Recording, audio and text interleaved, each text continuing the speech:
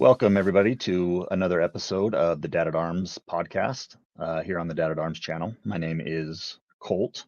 I am your host. And with me today, we have a really, really cool guest, Robert Carlson from Masters of the Minicomics. Welcome, Robert. Hey, Colt, how are you doing, man? I'm doing great. How are you doing today? Good.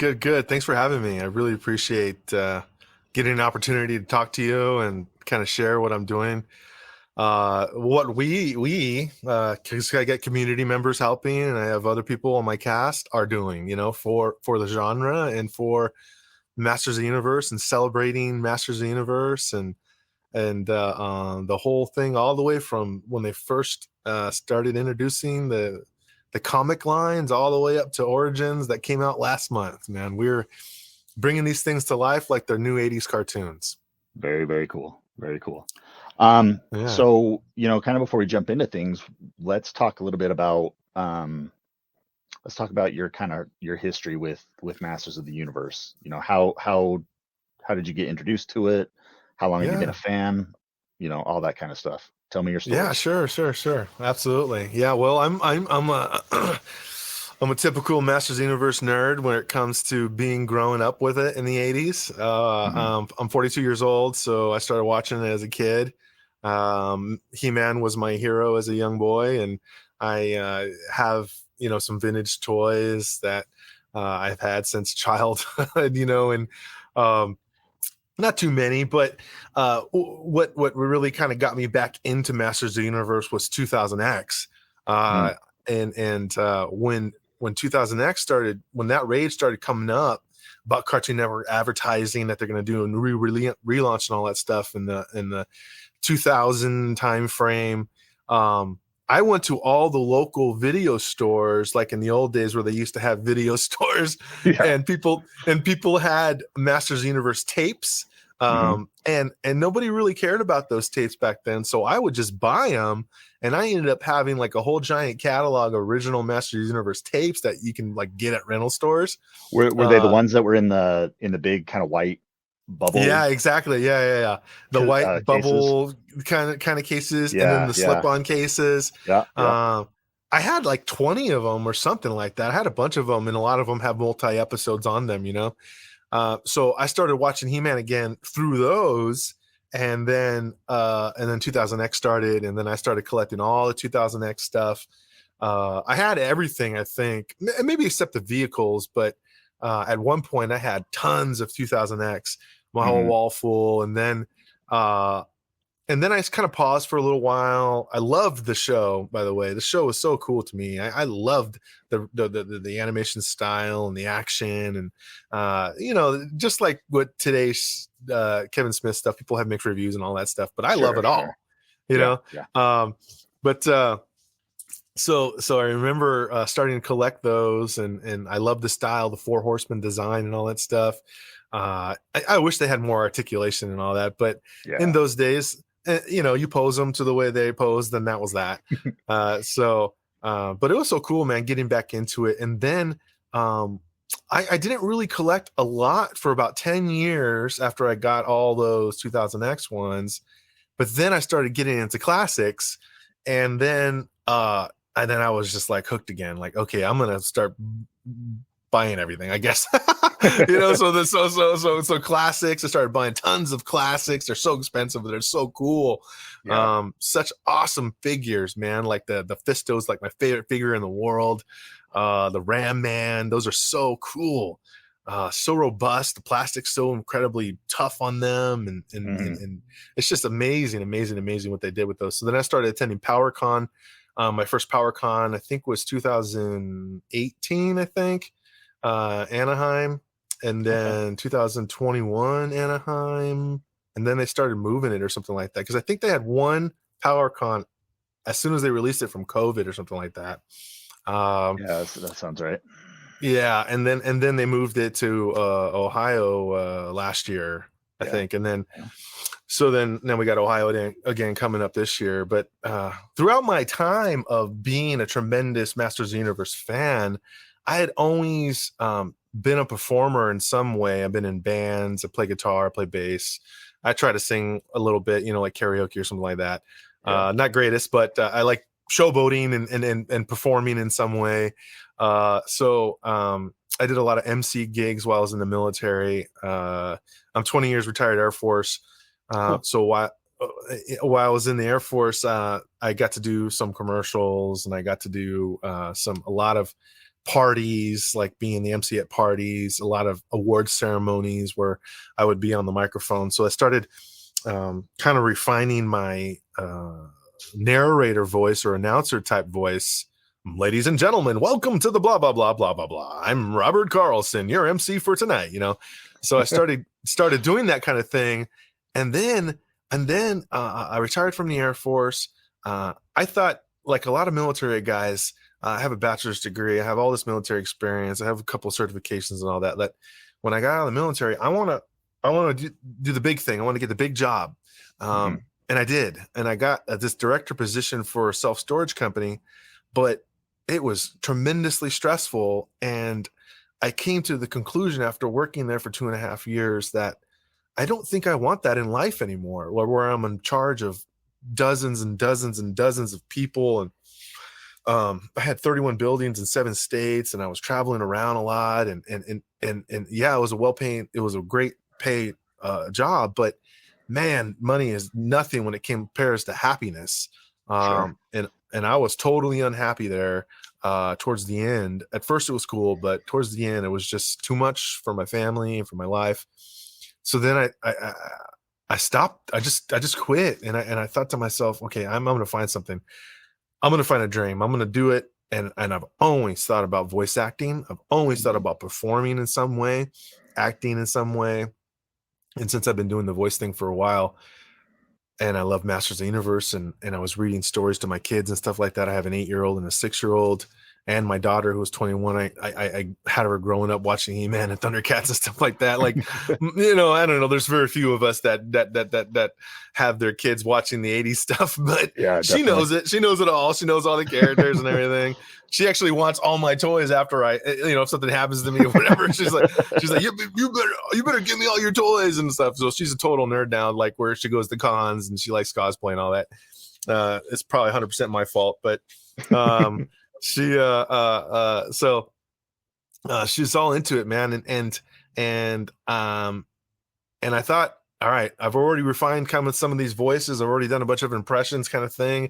Now I want to hone my acting skills. And how can I do that? So I started going to a vocal coach here in town in an acting studio. And I had about 16 hours of training and all that stuff. And it started like, man, it's kind of expensive doing this in person and getting some pro studio time. So I thought, well, what's the DIY method of doing voice acting? Well, maybe I could bring these comics to life. And I love Masters of the Universe, and I love reading this stuff anyways. And I have a bunch of Golden Books. I have a bunch of mini comics. I got the big giant mini comic collection. And so I started reading that and practicing. And then my older brother, he's kind of in the industry a little bit, professional graphic designer. And he knows, he's like kind of connected, and he knows, what it is to be with actors and stuff like that. So I sent him some stuff, and he's like, dude, this is actually really good, man. You should try this. Cause I started like downloading all the music files, and then I did the voices, and I was doing reading and inflections and doing voices of the different quotes and all that. And then that's how I ended up being started, man. So last year in April timeframe, I started building this product up, and I started posting these videos online. And since then I've just improved exponentially, with getting professional actors involved. I think I have, 50 videos out now, something like that. I'm working with Brian Dobson. He's my acting coach, the Skeletor from 2000X. Yeah. I've had multiple sessions with him. He's helping me with my Skeletor voices, my He-Man voices, my, the entire process has just improved a ton. The way I do production, the sound effects, the acting, the getting the multiple actors, getting females involved. when I first started, I was just doing everything myself because I didn't really feel comfortable like asking anybody what my product. I didn't think I was there yet. So then once Sure. I felt really comfortable with thinking like I can kind of brag about this, I can kind of like talk. I feel totally confident showing somebody this product Hmm. and even getting somebody else involved. Um, I'm let me. Oh my goodness, it's raining outside. No, that's I don't know if you hear that, but it's that's like kind of a thunderstorm. It's hitting my garage door. But Oh, nice. the uh the way that we're doing it now, getting all these people involved, it's just I'm trying to make it top notch, man. So some of the things I just did an episode last week of an Origins comic called Heart of the Snake, Okay. and it's from the deluxe King Hiss and Thunder Punch He-Man, Yeah. and this guy Josh Sky wrote it. He's on Instagram, Joshua Sky Writer, and he watches my stuff, dude. I talked to him. I called him the other day about Roboto, and I was like, "Hey, what did you mean by this line?" Like, dude, it's amazing, man. Like, I'm doing these comics, and I'm like talking to the writer about it, and we're bringing this stuff to life like they're 80s cartoons, man. Like as professionally as my skills can yield. Sure. They're pretty cool, man. Like my coworker is a sound guy. He did my Digitino voice, is my friend Val, and so we did Digitino together. He came over, went over my studio, and put down some vocals for that, and he helped me produce it, and he's helped me so much with the sound quality and my mastering and all that stuff, man. So it's a fun project. It's really cool to do this. It's some of it's very, very, very difficult and Hmm. very time consuming. But the Origins ones, I don't mind doing those because I can do an Origins one probably about a day and a half. Yeah. Yeah. They're pretty Maybe short. about a day. Yeah, because they're only about 2.5 minutes, maybe 2.5 to about 5 minutes long. The Origins comics, um, and that's reasonable. I can do that pretty much any time of the week. I can get Origins stuff done, but the old school vintage ones, man, some of those are pretty long. And Yeah. I just did a double feature recently of we recreated the PowerPoint Dread the double disc that Hmm. came out in the very, very early days of He-Man, Yep. PowerPoint Dread and Danger in Castle Grayskull, and we recreated it without leaving listening to the first version of it because I utilized all the original soundtracks and my sound effects that I put in there and our acting style and stuff like that. So that one took like 2 weeks of solid work, man. But it came out awesome, dude. So That's um, awesome. yeah, I really, really have fun doing this, and I'm glad people are watching it and ask me for videos and ask me to continue doing it. And I have like a whole kind of list of requests and stuff in line to get accomplished next. So I talked a lot. I could go on forever about it because I love talking about it. But Sure. Sure. I've talked to a few people online before about it. But happy to introduce myself to your audience and to everybody else out there who might not have seen it. It's pretty fun, man. It's pretty cool. Very cool. So how long have you been working at this? Well, it was April 30th is officially when I started the channel, and then I started posting. I posted a couple of them right at the beginning, a couple of Origins, and then uh, He-Man and the Power Sword was kind of my first reading, the first mini comic. Hmm. The book style ones, I got all those book style ones done, which was like the first two series of minis comics was all basically book style, Yeah. not comic book panel style. Hmm. So those narrated book style He-Man literature, they're a little bit more difficult because when you're narrating something that's kind of lengthy, you want to make sure that you sound balanced throughout. So if you're not a great out loud reader, Right. I'm doing one sentence and then I have to like listen to it and then do another sentence to try to find the same balance. And then, Yeah. okay, Yeah. no, oh man, I messed that up. Now I got to do a whole paragraph again. And then there's so I'm glad I got those kind of out of the way, because doing long read literature like that is pretty challenging when you're trying to keep your narrator voice and then going into acting during the Hmm. quote sequences. So I love doing panel comics. That's easy because you can knock out a character all pretty much at one track and then go to a next character, and then I could kind of cut and piece that all together on multiple tracks, and build that like downtime at work, or build it while laying in bed or something like that. I could just put all my vocals down and then start building the whole product like a puzzle.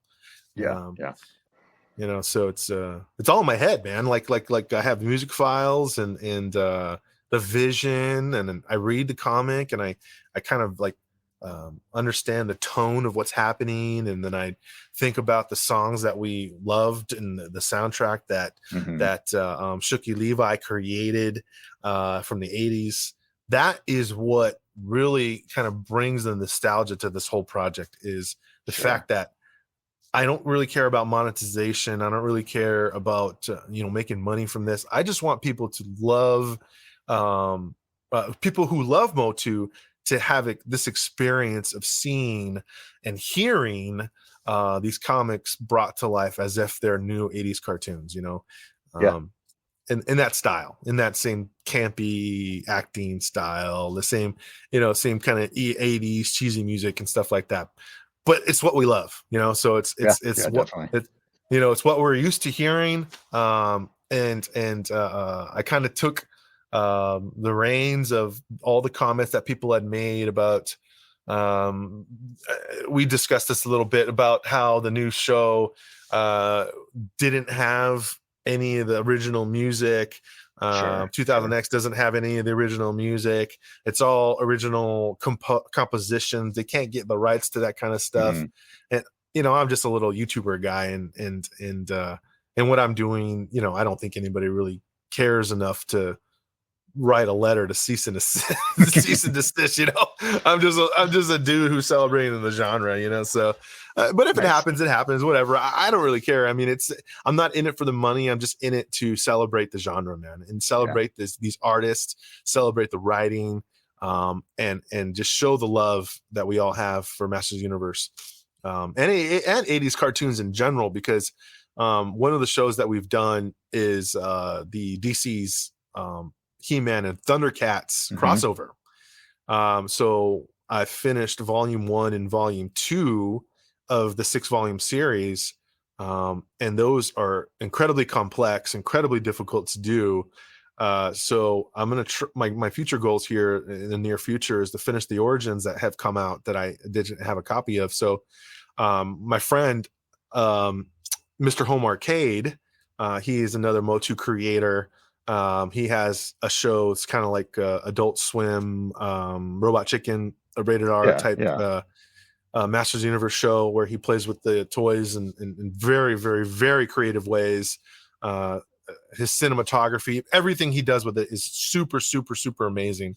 But we're buddies, and he sent it. He has the entire collection of Origins, like every single thing, everything. And so he's sending me the comics that I don't have. We're gonna and then I'm gonna scan them in the professional way that I have the images presented, Sure. and I'm gonna try to get those origins out of the way, man, so I can do some of those larger reads. One of the larger reads that I have planned in the near future is this German comic. Hmm. Germany has basically many people probably realize this in the MotU world, but basically Germany has like an entire branch of different literature and different lore of Masters of the Universe. Are you aware of that? Yeah. Yeah. Yeah. It's Yeah. crazy. Dude, I kind of just learned this the other day that it's so vast that it was probably 5 years of literature, of lore, of the brand being built in Germany, separate to the cartoon. They didn't even really get to the cartoon until like 1987. So all those years, it was tapes. It was like these long 45-minute tapes in German, plus books. And that's where and those audio tapes. That's where Anti-Eternia He-Man originated. That's right. In those German audio plays. Yeah, exactly. Yeah. That's all kind of all new to me as of a couple of days ago. Yeah, the Anti-Eternia He-Man stuff came from that. I think a couple other things as well. The old brand manager that has the channel, Spectrum Creations. Okay. Yeah. Scott. Yeah. He had this German guy who has a bunch of that history on one of his videos. I think it was last year or something like that. And I just watched that the other day, where the guy talks about the history of the German material, and where all those types of storylines come from. Because I was a little bit confused, like maybe the German comics were, or maybe the German audio tapes were readings of the literature, but it's totally separate. Yeah. So because like we have Golden Books where there's tapes that come out and it's just a read along, a lot of the American stuff we have are read alongs, but in the German, it's 45 minutes of something that doesn't have literature. It's just a tape. You're just listening to it. Yeah. And it's highly produced, professional actors. That was their He-Man for many years. So I've been asked to at some point maybe get to recreating one of those or some of those. But what we're starting out with right now is I have one of my buddies out there who is translating one of the German books. It's 18 pages long or something like that, and he's translating the comic, the bubbles, everything to English. So cool. we reviewed it the other day, made sure that the language makes sense to the regular American way that Skeletor would say something or Tila would say something. One of the things that we kind of edited out of the book, and something that's pretty neat to know, is that in the German series, Tila is a princess. Yeah. The translation breaks down to Princess of Eternia. Yeah. Mm-hmm. Yeah. So when we did the translation, we just wanted to reduce confusion, and we just said Tila instead of Princess Tila. Sure. Because we're going to be bringing this to an American audience. I didn't want a billion comments saying she's not a princess. Who's her parents? Right. And I also learned. I'm trying to remember exactly where I heard it, but I noticed that translation. I have a very, very, very minimal little bit of. I took a few classes in German years and years ago, so I understand a few things. But I was looking through an old toy catalog, and it was it was a German catalog, and I noticed that next to it, and so I was like, oh, that's kind of cool. The translation equals out to Princess Tila, and in talking about that, someone pointed out that it's not necessarily that she is a capital P princess, but it was more of a kind of a loose translation of like kind of maiden of Eternia instead of princess of Eternia. So it just kind of a general term to talk about a female character. So just kind of interesting. The differences in how languages work and stuff is always kind of fascinating. Yeah. We were contemplating just making it Captain Tila, or something like that. But we just said, just make it simple and just say Tila, man. There's no reason that she doesn't have the title for this purpose. So just make it simple. Nice. But it's gonna be cool. It's gonna be cool. I'm trying to get that done real soon. One of the Origins comics I have in line is Assassin's Aim, which is the introduction of Hypno. Yeah, there you go. That's bad boy, right there. Yeah. So I had one of my pros lined up to do it, but we felt that it was kind of unjustified to have a non North African Egyptian person doing it. Okay, gotcha. So I found one, an actor. Cool. So we're gonna get an authentic accent on Hypno and somebody from North Africa, and so he's going to be sending me some lines, because basically more than half the book is Hypno's lines. Right. So we want to try to stay true to it. Yaila Eason she's seen my stuff, the creator of the Rulers of the Sun. Mm-hmm. So there's a high potential that she'll be able to see this, and I definitely want to give it justice. We did Sure. Digitino with my Hispanic friend, and Yeah. So we'll Just maybe we'll I like that. Try to be as respectful to to the source, yeah. and I mean, the what whole purpose of what the they were Rulers of the Sun was intending. diversity stuff, so Yeah, exactly. So yeah, that's important. yeah. Well, that's cool. Uh, I love it. yeah, man. Um, Yeah, that's awesome. So my you dog's in here. so yeah, so you say you've covered, a good chunk of the Origins comics, and you've dipped into the crossover with Thundercats, He-Man. Are you going to? Do you have plans? I mean, there's a lot of comics out there. I mean, behind me, I've got the massive omnibus of the 2012-2016 comic run that DC put out.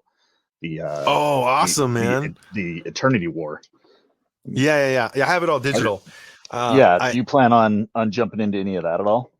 Of course. Yeah, I definitely, anything that's relatively old that I'm pretty confident that everybody has seen, I'll feel, whoa, it's that big?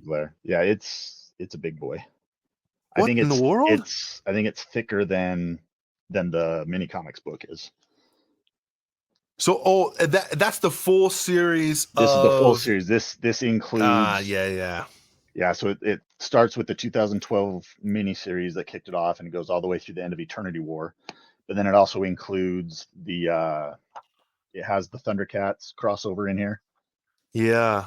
Oh, okay. I think it has everything that DC put out. It even has some of the original mini comics, like where Superman shows up. The From Eternia with Death. Oh wow! Dude, it's got that's some cool. of those. I didn't know that book existed. Yeah, it's really cool.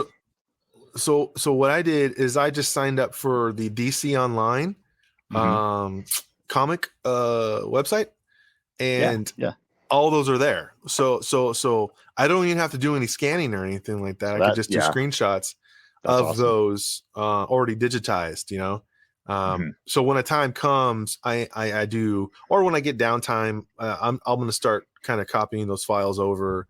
And I was on a live recently with Mega J Retro, and Mega J had given me great advice where I'm going to start kind of putting links of where to get this material.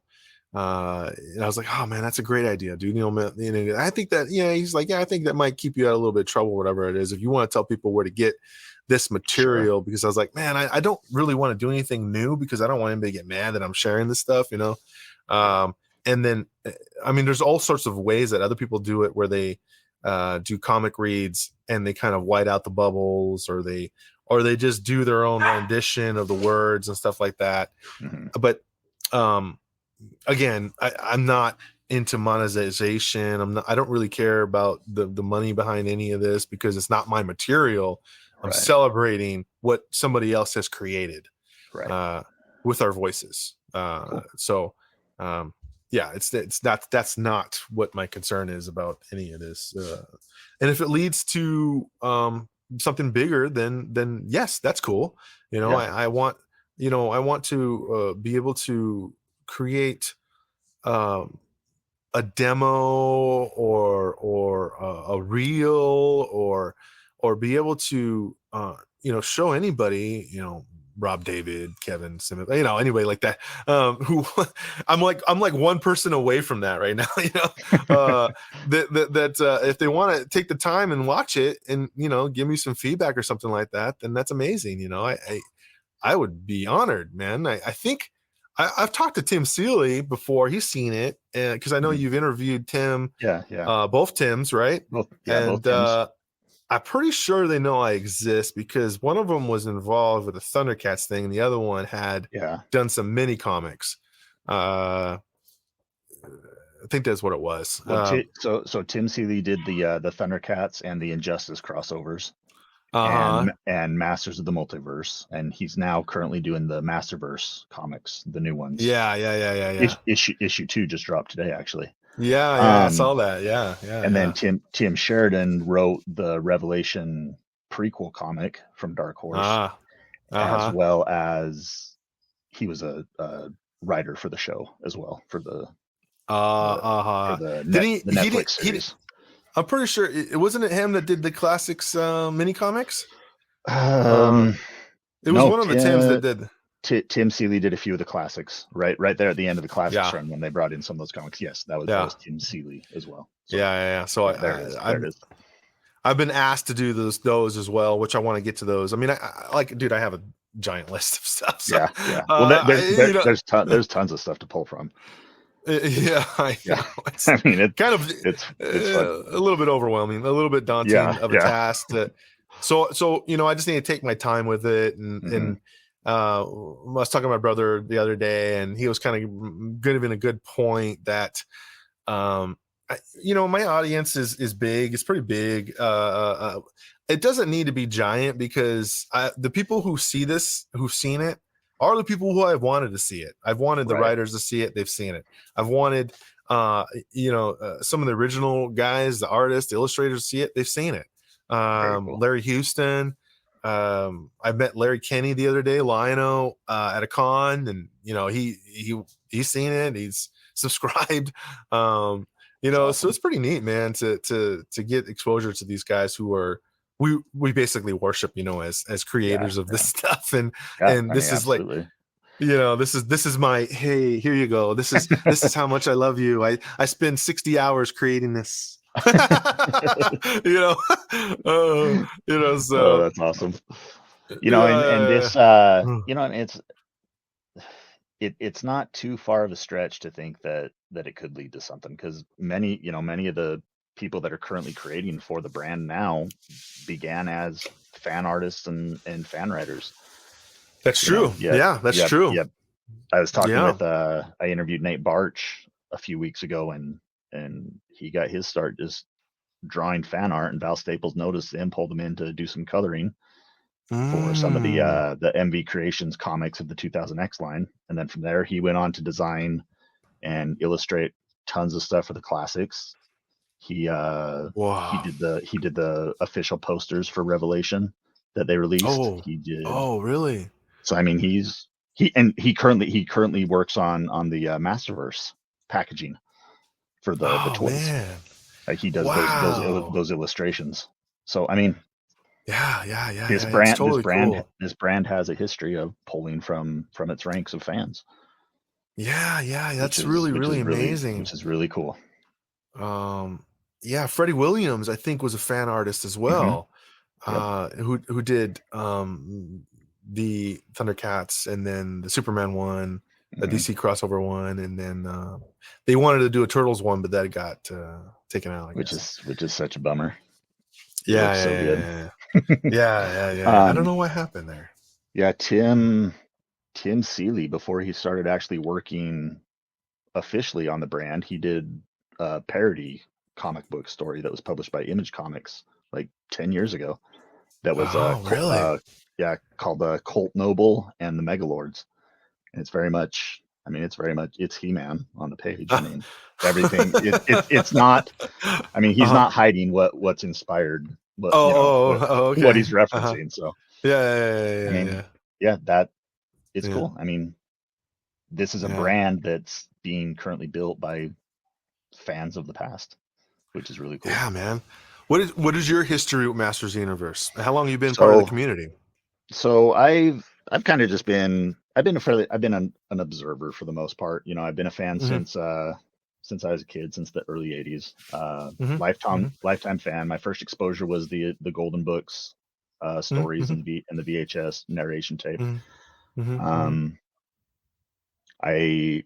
2000X came around, I was living in Canada for a few years, and so I didn't quite have good access to it. I knew it was there, and the toys would show up a little bit, but didn't really get a chance to watch the show. So I jumped in that, but it's always been a part of my life. It's always something that I've loved. In fact, I've talked about this on the channel before. My wife and I, when we got married, 17 years ago, we had He-Man and Teela on top of our wedding cake. I saw that on your tape. Yeah, I saw that. It's cool. So, I mean, it's just always been something. And then just recently with, I have I used to be a journalist, and it was one of those things kind of similar to what you were talking about earlier, where it just got to the point where it was too stressful. I was always away from Mm-hmm. my family, and the kind of Mm-hmm. work that I was doing as a journalist really went against the grain of who I am as a person. Like, it required me to Mm. be in people's faces. It required me to be kind of rude and pushy, and Yeah. and Yeah. I didn't like it. I was always stressed. I was always miserable. So I quit, Yeah. and Yeah. Yeah. I started farming Oh, and really? doing, yeah. And so I run a fourth generation family farm that's been in my family Oh, for. wow. Cool, man. What do you got? So we do wheat and we do beans, alfalfa. We've got cattle. We've got horses. Whoa, no way. So So, the whole oh, no shebang. way. Oh, So wow, dude. How many acres? yeah, What is it? A big no, it's fairly small scale compared to a lot of the guys that farm around us. We're pushing 1,000 acres, if that. You know, I mean, that's not a that lot? it's a lot when I'm working it and I'm out in the middle of the fields every Uh-huh. day. Uh-huh. It's a Uh-huh. lot, but Yeah, I bet. Yeah, yeah. comparatively, to these Uh-huh.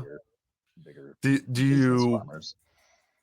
process your own meat and all that, or do you take that out and outsource? We have local guys that do our Mm. butchering for us and stuff like that. So, but I mean, it's all Mm. local, so it's not Dang, too that's cool, shabby. man. Yeah, Yeah. I used to live in Oklahoma, and that was our first time ever getting exposed to grass fed. And we bought a quarter of Hmm. a grass fed cow that the guy raised, like a guy from work. And he's like, "Hey, you want a quarter?" And I was like, okay.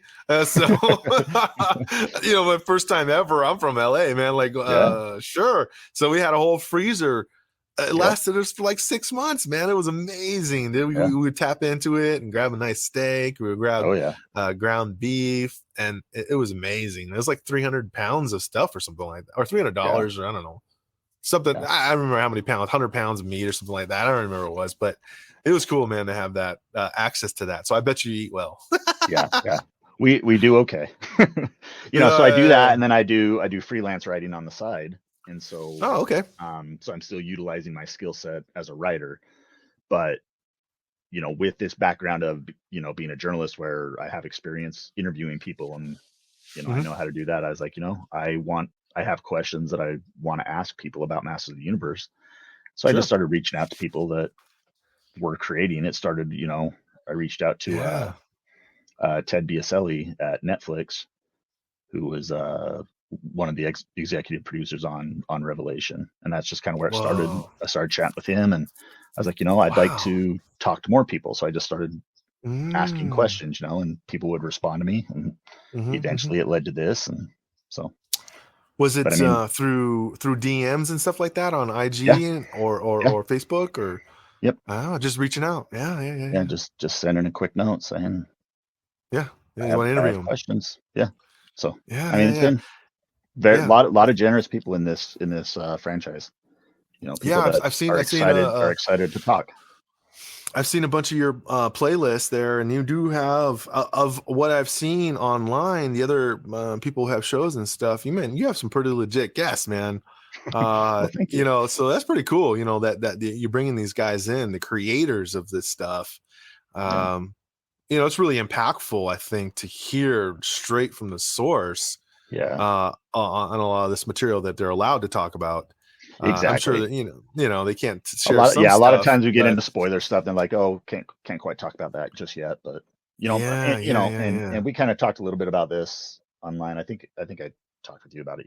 I got tired of hearing Hmm. all the negativity that was, swimming around Yeah, the brand, and it was a lot of stuff yeah. that, as a journalist, it was easy to pick out Hmm. falsehoods, from Uh-huh. what these folks were saying. And so it's Mm, just like, okay. what better place to ask the questions than from the source? Of You know, course, of course, of let's course. get direct quotes for these kind of things, and see what's going on.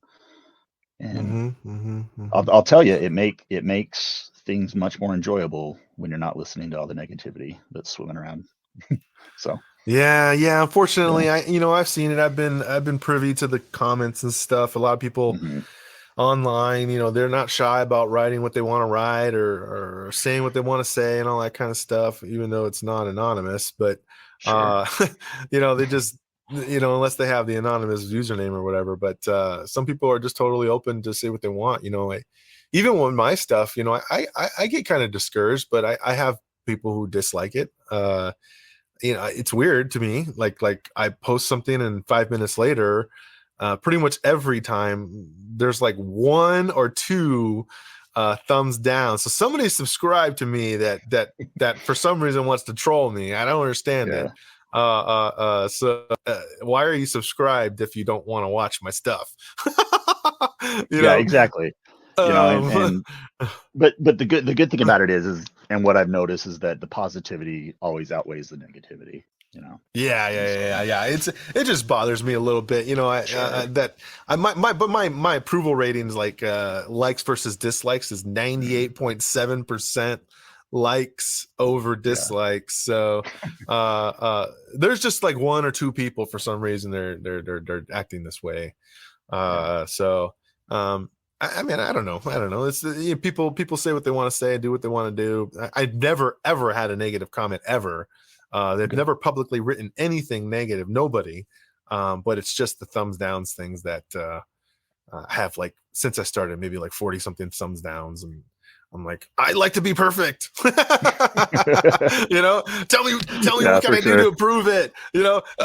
Why don't you like it? Is it because it's not the original voices? Well, they're 90 years old. They're not available. They've retired. Right. So, I don't know. So have you ever been part of any other like podcast or shows or anything like that? Or you just started your Dad at Arms things recently, or? Yeah, I was part of one podcast, about a year ago that didn't pan out, so I moved on and just kind of started doing my own thing and taking my skill set elsewhere. So, Oh, okay. All right, cool, man. just one of those Yeah. things. Sometimes things don't work out, and that's okay. Yeah. I understand that for sure, man. I guess one of the other things that I'm feeling a little bit saddened, it is what it is, I guess, but I'm a little bit saddened that there's a few people that unfortunately I've had to kind of say they're not bringing it, so I've had to bring my professionals in to support me with the voice acting stuff, because some of the guest spots that I've been able to offer to people, their sound quality and acting skills are just not up to par for what I'm trying to present now to Right. Mattel. And it was nothing at all personal, nothing, it wasn't trying to be anything, but hey guys, I'm Sure. sorry, I have to get the professionals involved. If there's one or two lines from the community, then that's fine. I can edit that. But when I have like paragraphs and paragraphs full of background noise or fuzziness or like an echoey kind of sound or a hollow sound that doesn't have a full range professional voice, it's just gonna be off. When I have 5 people doing professional quality work, and then I have one person who's like on a phone or a cell phone or Sure. a message or a converted compressed file. It again, people who see this, it's not personal. It's just Mattel sees this. Maybe I have to like think that, and I'm sorry if I've offended anybody by saying that I couldn't use them anymore, or I can't use them for a certain amount of lines. It's just business, I guess. I mean, it's just something that I want to make my quality of my product like something I can continue to brag about. So Sure. it's No, but that's and all. I think it's I think it's good and it's authentic to be upfront about those kind of things. Be like, it's not a personal thing. It's not anything like that. It's just, Yeah. I mean, that's show business, and that's how things pan Yeah. out. You have a threshold of quality that you want, and sometimes, Yeah. things happen, and that's okay. Yeah. It happens. It's just show business. So I've lost a few people that who had been communicative, and I wish it was different. I guess so maybe they'll come back. Yeah. If I Always have keep a line. door open. Yeah. So one of my main things that I noticed in watching your show is, and we've danced around it, we've talked about it, is it really reminds me of the Golden Books, Yep. narration tapes. And that, for me, that's because, like I said, that's my first reference point for Masters of the Universe. That was my introduction Mm-hmm. to the Mm-hmm. franchise. And so that Mm-hmm. holds the highest value of nostalgia for me. Mm-hmm. And so, seeing what you do, hearing what you do, it reminded me of Mm-hmm. that, and pulls in the music from the Mm-hmm. Filmation series and things like that. So Mm-hmm. yeah, it's It's it's a lot of fun. yeah. That's the first comments I started receiving. Was, wow, this is like the Golden Books and stuff like that. And of course, that's exactly the goal I was trying to go for, but Awesome. bringing the soundtracks. Yeah. The Golden Books. For instance, I'll show you a clip of something. I could share something with you if you don't mind. Sure. This Absolutely. is it should come out perfectly. You should be able to hear this as if it's from my software, if I can get it to load. And this is what I did for the double feature, paying homage to the Golden Books with that one that kind of first came out, Danger at Castle Grayskull and the PowerPoint Dread. Mm-hmm. So this here, I did an intro to that, just like they did in the old days. And I never had done this before, where it was somebody talking about what's going to happen. So listen to this. Let's see if it works. Hello, friends. I am He-Man, and I want you to read along as we listen to the adventures of the Masters of the Universe. Get ready for a lot of fun and excitement. Now, let's start.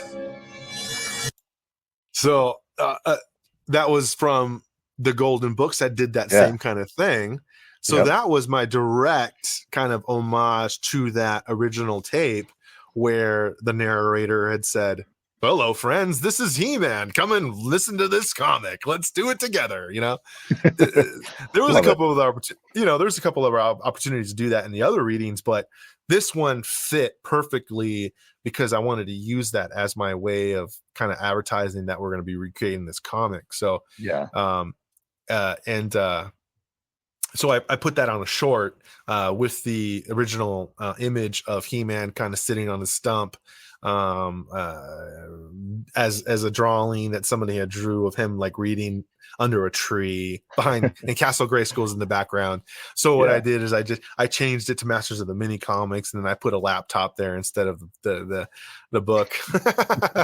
And then awesome. I changed it to my voice. So yeah, it's fun, man. So that one came out, and this is one of the ones that was 15 minutes long. Man, this thing took forever to do, man. But and it was kind of difficult, dude. This was probably one of the most.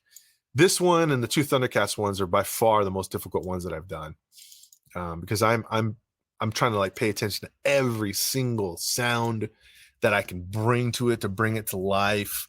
One example of how I'm putting sound together. Here's another one, and I just started recently doing this as well to bring a fuller sound. Was the Heart of the Snake. The beginning sequence has the Zor flying around, and Zor is being controlled by the sorceress through her astral projection capabilities, and the sorceress is being controlled by King Hiss. So what I did was, how do you make that sound full? So the Zor is flying around on the star, while the star is massive, and what kind of sound is massive? Well, bass. So I created a layering effect where I got the Falcon kind of doing some Falcon noises. I have lava flow and boiling and stuff like that. But then I created a bass rumble where it kind of shows the energy of the star. And it's so faint that you don't even realize it's happening. But I had to put that in there to then make it sound like this. The burning surface of the brightest star, the ghost of a falcon soars.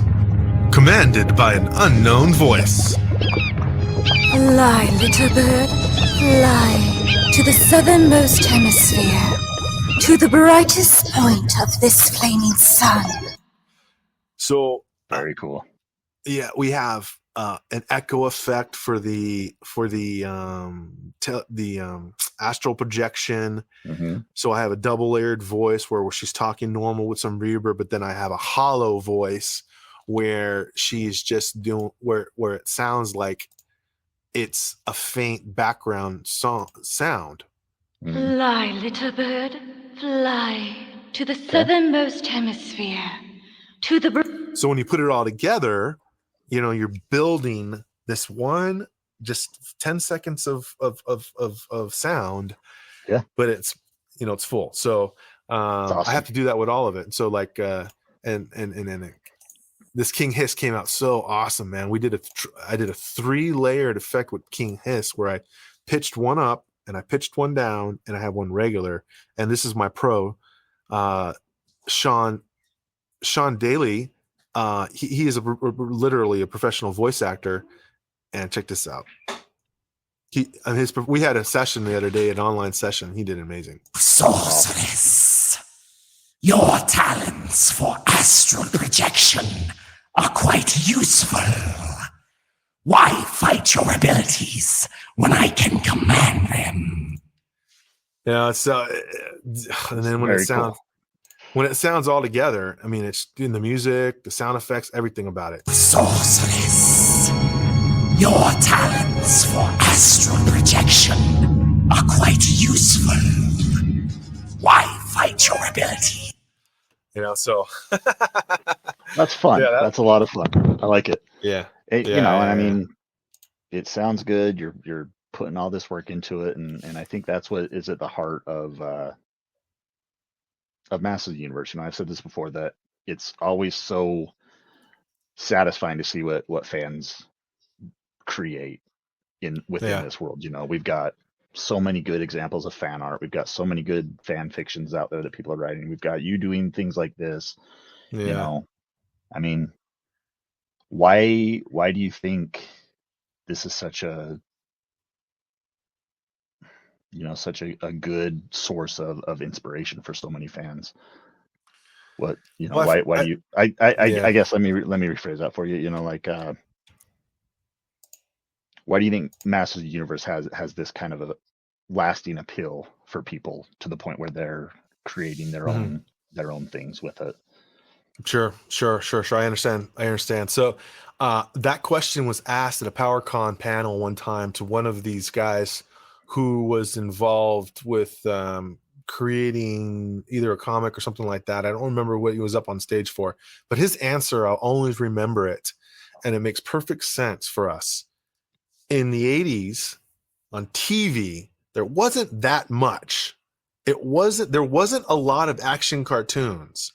Mm-hmm. So when you think about that time period that He-Man came out, He-Man ruled the world. It was unbelievable that everybody just watched He-Man because there's really not a lot of selection. So He-Man came out, and the 2 years we had He-Man, and then 2 years, or then a year later we had Transformers, and then GoBots, or we had GoBots and then Transformers, and then Thundercats, and then this giant surge of all these 80s cartoons basically, created this feeling, this nostalgic value, the value that we have of it because we grew up with it, watching it. Yeah. And this is what we had. We didn't have a billion different Netflix shows that you don't know what to watch. My kids can't ever select anything because literally there's 1,000 things on TV. So they watch something for 5 minutes. They're like, okay, next thing. So when you watch He-Man, and when we had those shows back then, that was it, really. I mean, there was a couple of other shows, that had been around for a little while. But when you think about the show that was number one, or the show that ruled our childhood, if you were thinking about action and tapping into the same, did you watch the Toys That Make Us, the He-Man episode? We're talking about how they tapped into I have the power, how much it meant to a kid to say I have the power. that was us. That was to be able to say, I have the power and play with these toys that were bigger than other toys and muscular than other toys, and you can bash them and smash them around and chew on them, and they were just, the best selling toy in history. Yeah. The all is to me why we embrace it so much as it was trend. And it was kind of the first thing that really started this whole 80s cartoon craze, man. He-Man, Transformers, Cats, Star, Mask, G.I. Joe, those are the shows, man. Like just, they were just so cool. Visionary is one of my favorite cartoons in the world. Only 13 episodes. It didn't last because the cartoon, or because the toy line didn't really sell and the toys were expensive. So they did 13 episodes. But one of the things that I want to do in the near future, just for me, it really means nothing to really anybody else unless you're a big Visionaries fan, is when they did their power sayings, I just love those poems, man. And so I had a bunch of them memorized, and I'm thinking about redoing a couple of them. Let me see if I can do something real quick. This will be kind of funny. Okay. Let's see if I can put this effect on real quick. I think we might be able to get this going. Let's see if I can find this. How do I do this? Okay, let me do this real quick. Well, I'm putting up. So I have this program. It's a lot of voice people and band people are starting to utilize this company called Apollo for Apollo UA for a lot of their voice work or band stuff, and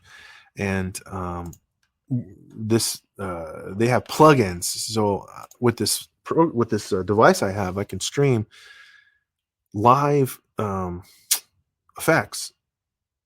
And I did one the other day on Mega J, and I have it saved here. So let's see, because it's going to apply to something I'm trying to do real quick. Test 1 2 check. Test 1 2. Do I sound like a monster? Kind of like yeah, kind of a little bit of a monster. Okay, like a evil monster where my voice is down, right? Yep. Okay, so I'm doing that. Now I'm going to pitch it up a little bit, because there's one guy on that show that has a really deep voice, and his name's Cryotech, and he summons this giant monster, and I've been getting to the point where I want to kind of do these sayings and create a video where I kind of have the images of these guys on the lower part of my screen. Mm-hmm. By nature's hand, by craft, by art, what was one now fly apart.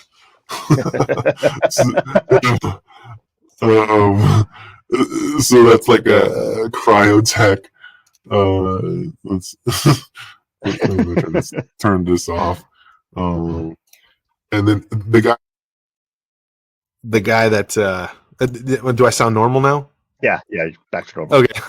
The guy that does the Starscream, he's in that show, but I can't do Starscream's voice. But there was a bunch of other guys that like the Spectral Knights that do they summon their powers. One guy has a speed power where it's like oh gosh. Now I put on the spot. I can't remember. I just did this on another live the other day where I couldn't remember the sayings. But I've been practicing them like in the car. So like when I'm driving to work, I'm like doing my voice acting things, and I'm trying to like practice all this stuff and get the inflections of how they do their stuff. So I might just come out here in the near future with something that like an homage to Visionaries. Sure. I did a Brave Star intro a couple of weeks ago, and my acting coach Brian Dobson, he liked that a lot. He's like, oh man, dude, you should kind of work in promos. Promos is a genre of voice acting. So if I were to do like radio commercials or something like that, come down to the local Honda dealership and blah blah blah, because I kind of do that voice, so. Well, that's great. Yeah. So I'm glad you're able to kind of hone your talent and hone your skill through something that you love already, and you're it's one of those things where you're doing two things at once. You're continuously improving on your skill set, but you're also contributing to the fandom, Yeah, exactly. Yeah. That's the major goal, man. And I'd love to share this in a bigger way. It's really difficult to get it spread out, with YouTube and stuff like that. They say YouTube's a marathon. I mean, you're kind of experiencing that right now with your channel, and it takes a little while to start gathering a following and stuff like that. It took me several months before anybody kind of started paying attention to it.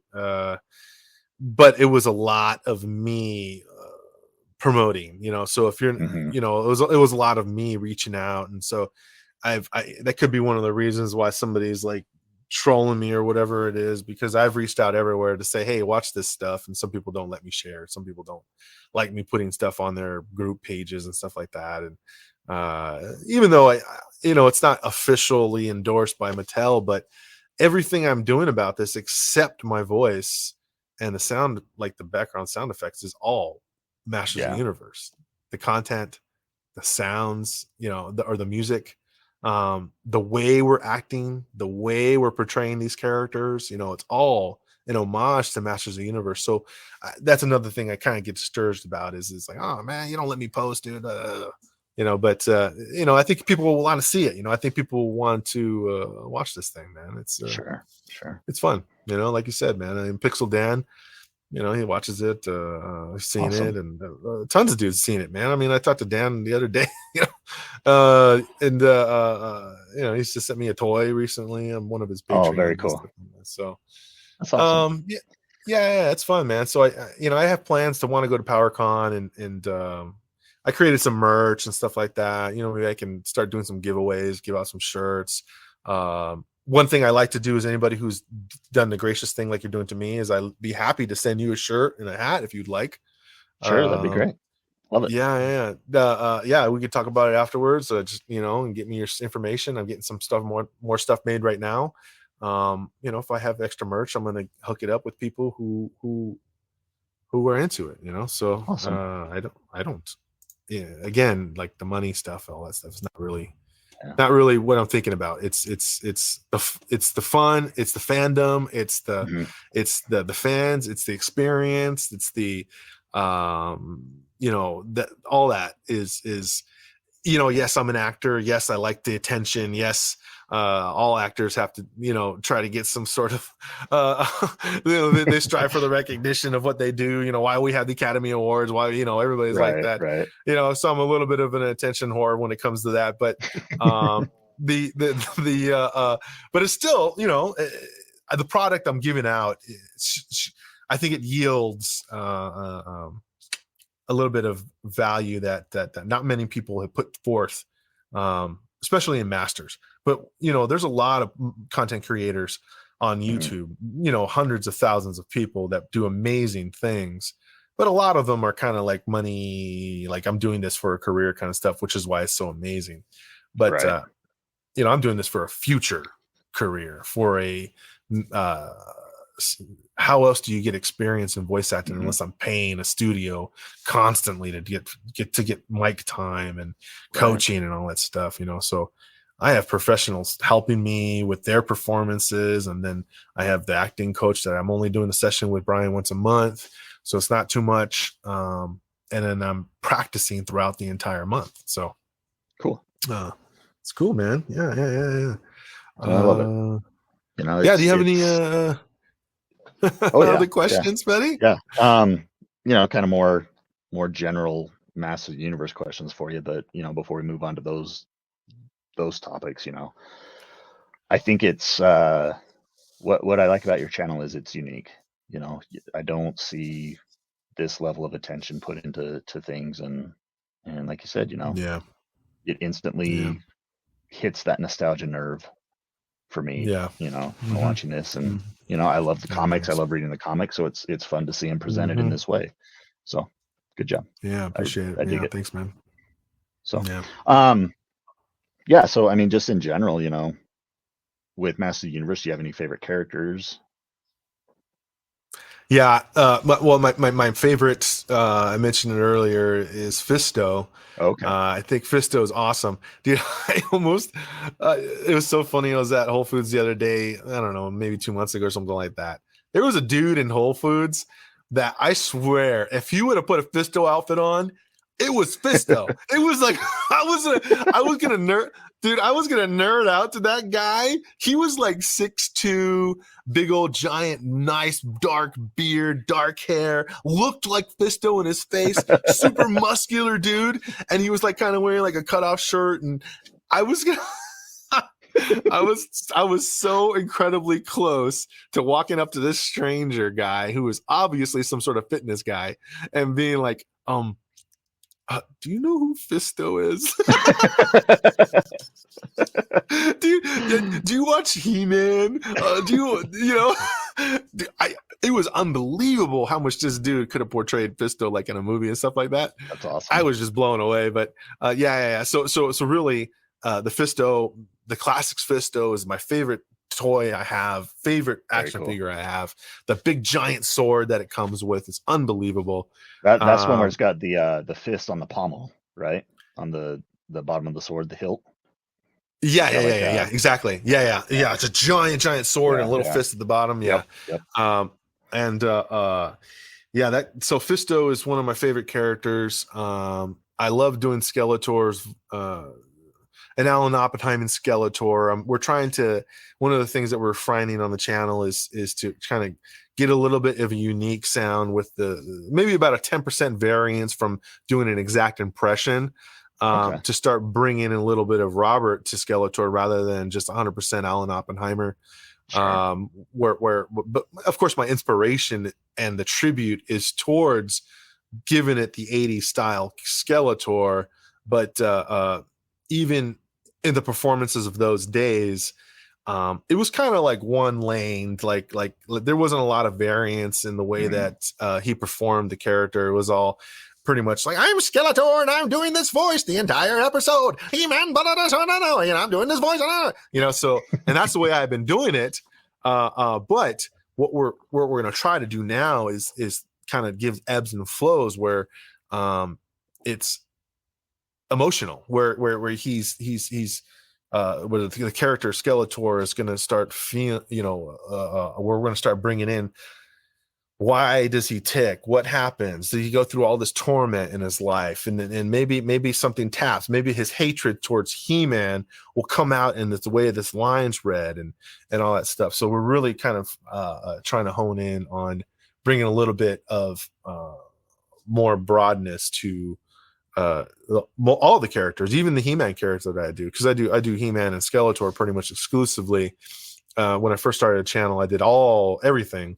So I do an 80s buzz off. I'll probably continue to do that, but most of the other characters I'm going to start handing out to my pros, like my King Randor. Pretty much Sean's gonna do it Randor all the time. My Beast Man and my Trapjaw, I'm going to give it to this dude Heath pretty much all the time because he has an amazing voice for monsters and deep voice guys.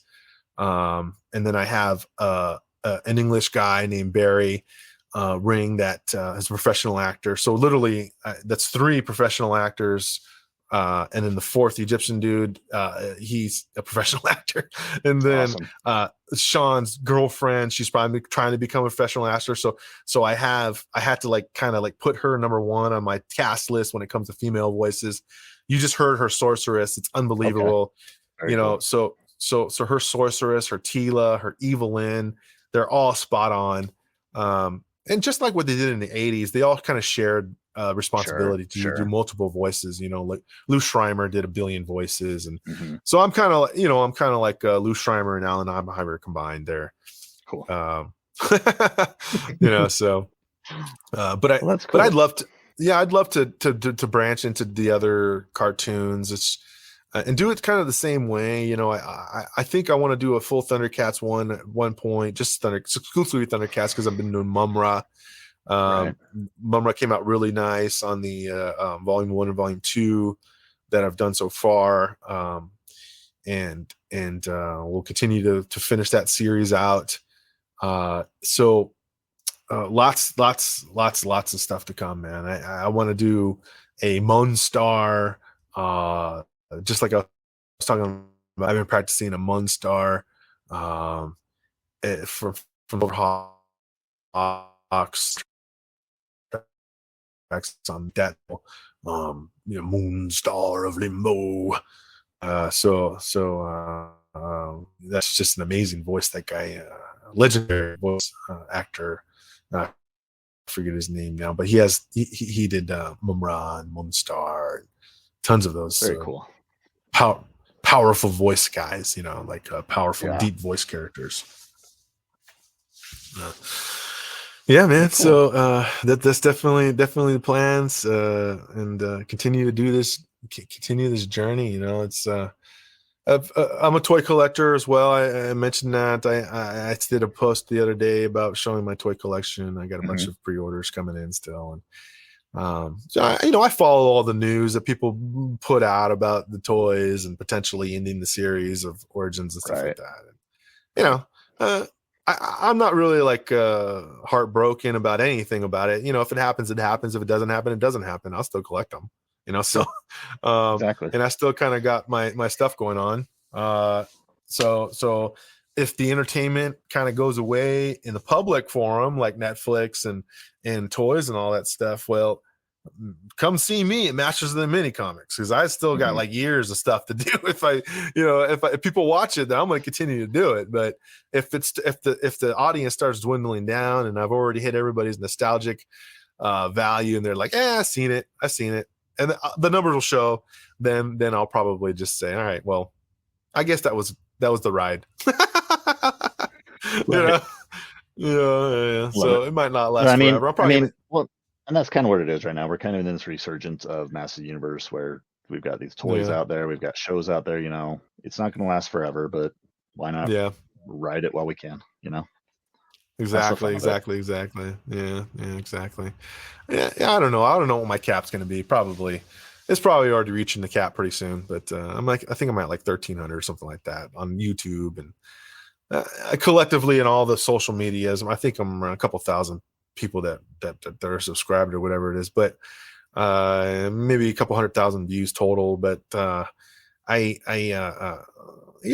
going to end soon. It'll end probably next year or something like that. I don't know if people will continue to watch, but it's cool, man. So I'm just going to continue to do what I do and make these things better and better and better, man. So just my acting chops will get better, and I think the product, hopefully in a couple months, people are going to be blown away, man. I got to learn some new tricks on sound production and editing skills and all that kind of stuff. I got to subscribe to maybe like a really nice sound file website or something like that, where I can actually get really, really cool sound effects, because right now pretty much all of my sound effects are from YouTube downloads, copyright free. So I have to, that's another reason why it takes so incredibly long, is because I'm going through and literally like listening. Okay, I have 1 second of a sound. I'm like listening to like 10 different videos on YouTube for that 1 second. So just to know what fits correctly. So then I download that and I have to clip it, and then I put it in there. And all right, 1 second, 10 minutes to go, So yeah. So that's awesome. So a lot of work. Yeah, you're doing great. Just thanks, keep doing what you love. That's what it's all about, right? We're here. That's why we're doing it. We're doing it because we enjoy the fandom. We enjoy this franchise, and it's about having fun. That's right. So that's right, buddy. Yeah. It's so cool to talk to you and to listen to your interviews and stuff. Like, it was really cool that you interviewed the people that did the Tila thing. I listened to the whole thing, dude. Those people, awesome. They went to the next level when it comes to yeah, that's what they did. They took something they enjoyed and they just swung for the fences. Yeah. How did that even get financed? Did they say how it got financed? So he's so Jonathan of Bohemian Industries, he's actually a filmmaker. Yeah. So he's got, they've got a lot of it was their own capital, but they've got links to the industry and stuff like that. So she's an actress. She's been in movies. She's been in other movies, like actual movies before. So. Because I remember on the interview they were talking about they got a bunch of discounts and stuff like that, and they must have come out of pocket. I don't know. I guess a lot of it. That's my best guess. I don't know because I don't remember any fundraising, at least through fans and stuff like that. Right. It just came out like an official looking movie thing. We're like, holy cow! And what? Yeah, just kind of caught everybody by storm. It was. Yeah. And man, they were so nice. They were so fun to talk to. Yeah. They looked like it. And they were totally down to earth and just regular people trying to make it out there. Yeah, exactly. So it kind of puts in perspective like how difficult Hollywood is. Yeah, they did this amazing 6-minute professional production, and she may get looked at for the part, maybe. Yeah. Oh my gosh. That's the reality of it. So. And it's like I told them, and I still talk with them, we're still communicating. And I mean, if it doesn't go anywhere officially, I mean, they're ready to go with more short films of their own, Yeah. They mentioned that. I saw that. Yeah. It's really cool. Yeah. I wish them the best on that one. Yeah. It came out really nice though. I liked it a lot. Yeah. It looked really cool. It was cool. She autographed some prints and stuff that she sent me, and so it was a lot of fun. and that's the fun part for me, is just getting to meet people and talk to people that I want to talk to. Yeah. That's what I get out of it. Like I'm not looking to. I don't even really care about my views or my follower count or anything like that. I'm already doing what I like to do. I'm talking to people I want to ask questions to. So yeah, dude. Yeah, appreciate it, man. Thanks for asking again. Yeah, absolutely. Well, why don't we go ahead and wrap things up? Sure. Close this out. Before we say goodbye, where can people find you? Do you want to give your official plugs? And I'll include this in the video description and stuff as well. But why don't you go ahead and tell people where they can find you? Yeah. So Facebook, Instagram, YouTube, and TikTok are all at Masters of the Minicomics, one word. So it's easy to find me. Hashtag Masters of the Minicomics. You can find me pretty much anywhere. The only thing is, even on Twitter, but Twitter there's a handle limit, so it's MotU Minicomics on Twitter. Okay. But my main place that I put stuff, well, there's two main places, is YouTube and Instagram. So those are where I'm mostly active, putting clips and pretty much funneling people over to my YouTube. I'm not a really huge into like personal posts and stuff like that. So when you go to my stuff, it's all kind of like related to Masters of the Minicomics in some way, So sure. The toy tour I did was probably the most personal thing I've ever put anywhere. So you're not going to go places and see trash or anything like that with a bunch of me talking about random crap or whatever it is. It's going to be, you're going to watch a show, So you go to my channel and you get to watch a bunch of episodes of these comics brought to life. And Instagram is a little bit more informal, but I do have a Facebook group, same thing, Masters of the Minicomics, where I try to utilize that as a forum for people to kind of reach out directly to say, hey, what about this episode, or you did something wrong here, or why don't you change this, or whatever it is. I'm totally open to feedback when it comes to that. I mentioned it earlier. If somebody has something to give me feedback about, rather than giving me negative feedback through thumbs downs and stuff, just tell me. I just reach out, email me, something like that. Tell me what you don't like. Tell me what I can do to improve. which somebody gave me some great honest feedback one point a couple of months ago. And it really, really, really affected how I enunciate during my acting. And I would never have done this maybe until Brian came along. But one mistake I had been making throughout the entire time I've been making these is the word, because you say Snake Mountain a lot.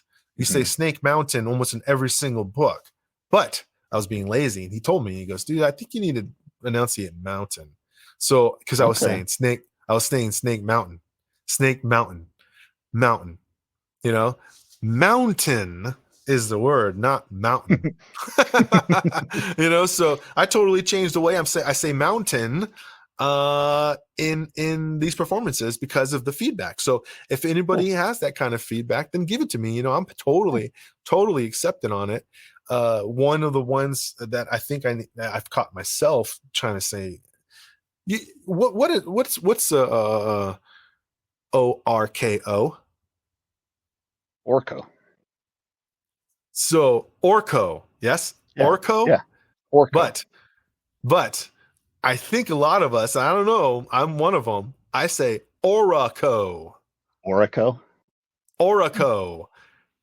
So his name's Orco, and not. But when I'm performing, I'm just reading, and I'm like, an Orco, blah blah da da da da, an Orco, da da da, not Orco, and Orco, blah blah blah. It's small details like this. Sure. This is how detailed I want to be on this stuff, man. This is how important it is to me to get this absolutely correct. So awesome. Yeah. Well, good. Well, very, very cool. Cool. Very cool. Thanks, Colt, man. I appreciate your time, dude. I really, really do. And of course, I'm gonna share, this interview once you get it posted and stuff like that. I'll share it all my stuff to come visit it, come check you out. And I definitely love telling people that you talk to, like, legit people, man. I'm just a fandom guy, but you've talked to writers and stuff like that. That's so cool, So. Well, thank you. I appreciate that. Yeah. Well, all right. Well. For everybody watching out there, this has been the Dad at Arms podcast with Rob from Masters of the Minicomics. And please like and subscribe. And thanks for joining us. We'll see you next time. All right, buddy. See you later.